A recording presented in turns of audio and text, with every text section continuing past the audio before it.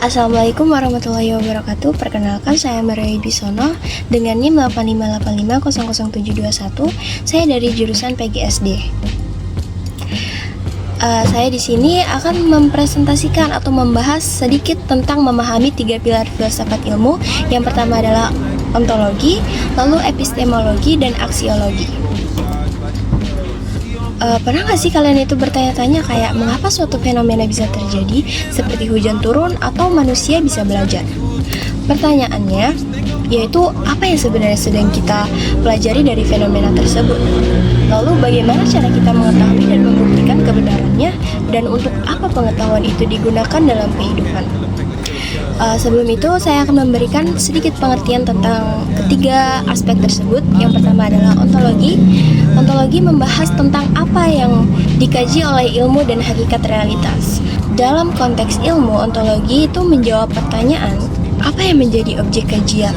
Misalnya ilmu biologi mengkaji makhluk hidup, sementara ilmu fisika mengkaji fenomena alam.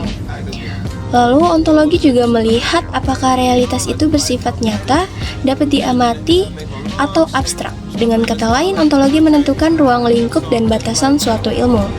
Lalu yang kedua adalah epistemologi. Epistemologi membahas bagaimana ilmu diperoleh. Ini mencakup metode, cara berpikir, dan proses pengujian kebenaran. Dalam ilmu pengetahuan, epistemologi biasanya menggunakan metode ilmiah seperti observasi, eksperimen, dan juga analisis logis. Epistemologi juga menjawab pertanyaan, bagaimana kita tahu bahwa suatu pengetahuan itu benar?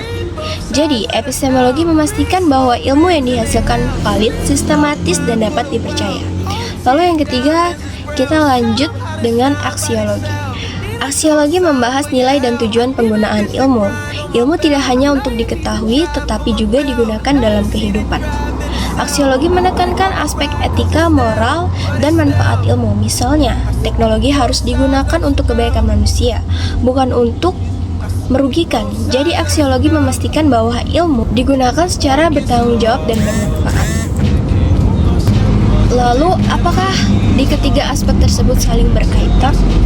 Jadi, ketiga aspek ini saling berkaitan dan membentuk dasar filsafat ilmu. Ontologi menentukan apa yang dikaji, epistemologi menentukan bagaimana cara mengetahuinya, dan aksiologi menentukan untuk apa ilmu itu digunakan.